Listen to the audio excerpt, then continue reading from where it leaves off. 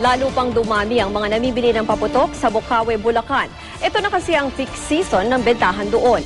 Nakikiusap naman ang mga gumagawa ng paputok na wag sanang ituloy ang mungkahi ng Department of Health o DOH na partial firecracker ban.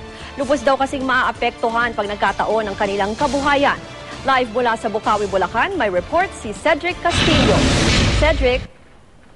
Yes, Ruth, hindi raw lubos maisip ng mga nakausap natin na nagtitinda ng paputok dito sa Bocaue, Bulacan kung ano ang mangyayari sa kanila. Sakali man daw na matuloy ang mungkahi ng Department of Health na total ban o yung ipagbabawal na ang pagtitinda ng anumang uri ng paputok. Nakausap din natin kanina ang ilang mga nagtitinda o mga nagagawa ng paputok sa isang pagawaan na pinuntahan natin kanina at maging yung mga nagtatrabaho rito ay maapektuhan daw kung sakasakali man na ipapatigil ang kanilang operasyon. Pagpasok pa lang ng bare months na hudyat ng mahabang selebrasyon ng Kapaskuhan at Bagong Taon, nagsisimula ng magbalot, hindi ng mga aginaldo, kundi ng mga paputok ang ilang residente sa Bocaue, Bulacan. Sa pagawang ito sa Barangay Igulot, may ilang araw pang natitira para ihabol ang mga order na paputok. At sa huling araw ng taon, tapos na rin ang seasonal na trabaho ng mga gumagawa rito. Mapasok ka sa mga factory. Bali nananay ni software. Pagkarano, yun nga. Pagka-bear na panahon, dito naman ako. Dito ko pumasok para malibang-libang din sa trabaho, di ba? Nakakatulong po ba ito? Opo, malaking tulong na rin po ito. Sa tulad namin mahirap.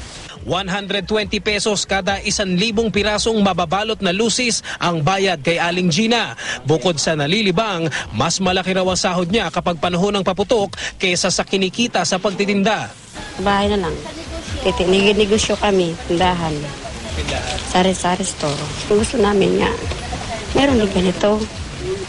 Kasi kahit paano nakakatulong.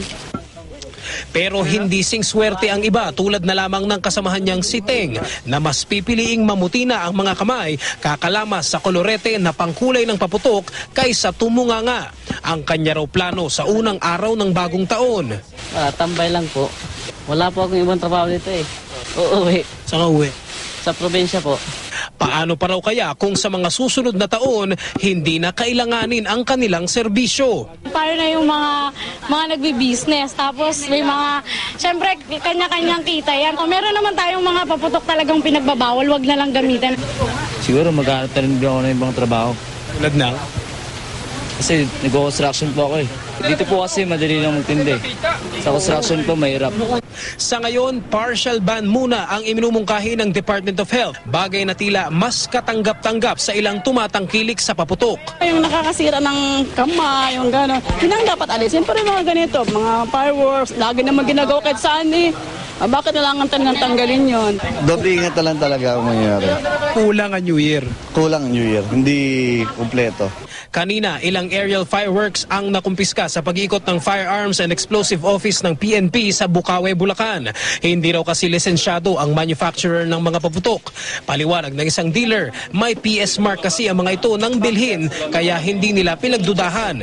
Pero maging ang mga galing sa lisensyadong manufacturer, kinumpiska dahil Class 4 daw ang lakas. Lakas na ang pwede lang magpaputok ay tanging mga lisensyadong pyrotechnician lamang. Giit naman ang isang nagbebenta nito, for display lang ang mga Class 4 at hindi for sale. So hindi makakalusot sa mga tindahan yung mga illegal? Hindi kasi round the clock nandito magpapatrolya yung mga pulis natin. Sir, paano yung mga fly-by-night na mga manufacturer, na mga illegal, sila yung nagdi-deal ng mga, like yung mga goodbye bading, meron daw yung mga pakya, kung ano-ano pa? Actually, nandun ngayon yung effort natin para malocate sila lahat.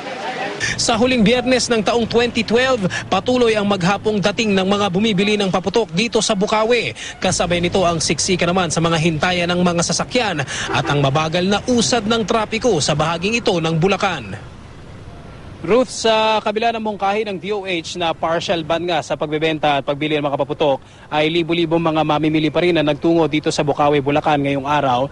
At katulad ng na-observe natin itong nakaraang 3 araw ay ganito yung sitwasyon dito sa may Bocaue, Bulacan. Pagsapit ng ganitong mga oras, mas maunti yung mga nandito kumpara dun sa maghapon nga naman. Well, understandable naman yun. Pero kanina nga ay namalas din natin yung dagsa pa rin ng mga mamimili dito ng mga paputok dito sa Bocaue, Bulacan. Ruth? So Cedric, itong buong paghapong pagbabantay mo dyan, napansin mo na talagang marami or nadadagdagan nga yung mga customers na nagpupunta dyan?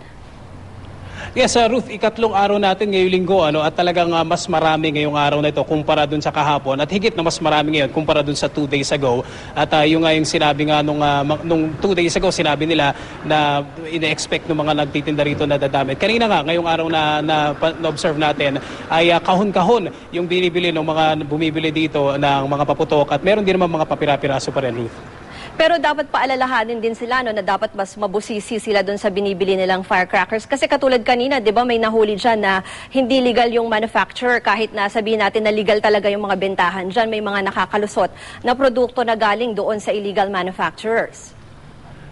Alam mo, Ruth, napaka-importante talaga ng information campaign. Even yung PNP dito kasi namimigay ng mga flyers kung ano yung mga yung Operation Batok, kung ano yung mga ipinagbabawal na paputok. Kasi yung mga bumibili rito ay talagang bumibili doon sa kanilang mga suki. At sinabi ng mga nakausap din natin, talagang tiwala naman kasi every year naman sila bumibili doon sa mga particular stalls na kanilang pinagpa-purchasean nga ng mga paputok. And very important na kanina, importante rin talaga yung ginawa ng PNP na pag-inspect at maraming mga namimili rito hindi rin alam na may mga ganong diferensya na basta may seal lang ay pasado na sa kalidad.